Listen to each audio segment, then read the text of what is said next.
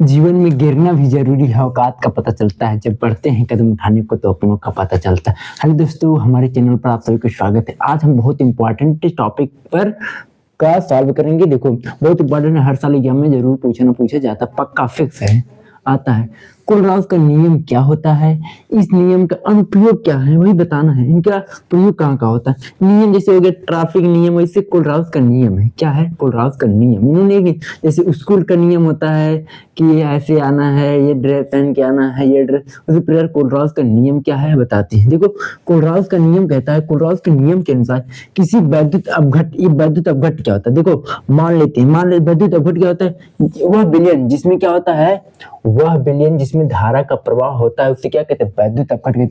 ये विलयन हम मान लेते हैं, इसमें HCl मिला है। क्या मिला हुआ है? HCl होता है। जो बारिश का पानी होता है वो वैद्युत अपघट नहीं होता है। जिसमें क्या होता है, जिसमें धारा का प्रवाह होता है, उसे क्या कहते हैं? वैद्युत अपघट। जैसे बैटरी होता है, बैटरी में केमिकल मिलाया जाता है, वो क्या होता है, उसके अंदर केमिकल भरा होता है, क्या वैद्युत अपघट कहते हैं।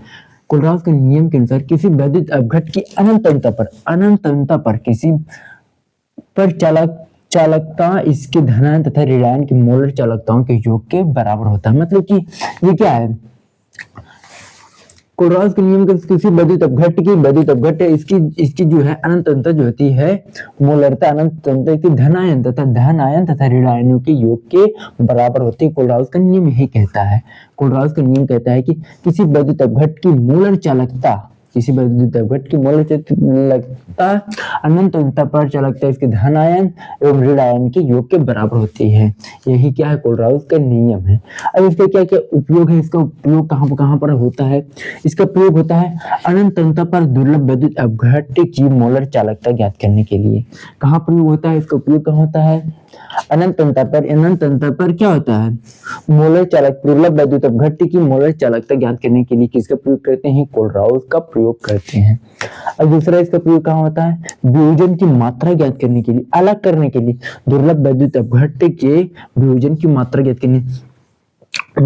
ज्ञात करने के लिए मान लेते हैं ये क्या है, कोई वैद्युत अपघट है। क्या है ये? मान लेते हैं ये क्या है, कोई पात्र है, इसमें मान लेते हैं कोई HCl है, कोई दुर्लभ वैद्युत अपघट।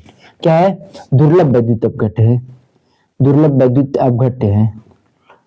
वैद्युत अपघट है। क्या है? इसको वियोजित करने के लिए क्या करते हैं, इसका प्रयोग करते हैं। जैसे इसमें अलग करने के लिए, जैसे H+ आयन हो गया और Cl- आयन है, तो इसको अलग करने के लिए, वियोजन की मात्रा ज्ञात करने के लिए कोलराउस का नियम का प्रयोग करते हैं। ये है कोलराउस का नियम। इस फार्मूले के द्वारा हम बता सकते हैं,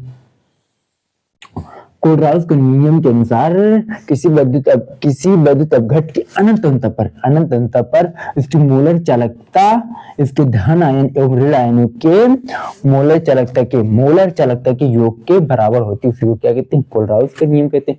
कोलराउस का उपयोग कहाँ पर होता है? कोलराउस का उपयोग हमको अनंतता पर मोलर चालकता ज्ञात करने के लिए किया जाता है। दूसरी बात, दुर्लभ वैद्युत अपघट में वियोजन की मात्रा को ज्ञात करने के लिए किया जाता है। यही कोलराउस का नियम है। ये पूछा जाता है 4 नंबर का या 2 नंबर का, ऐसे पूछा जाता है बोर्ड में। दोस्तों, मिलते हैं अगले वीडियो में, तब तक के लिए धन्यवाद। चैनल को पहली बार है सब्सक्राइब, उसके थैंक्स। कैसा लगा कमेंट में बताएं। थैंक्स। ओके।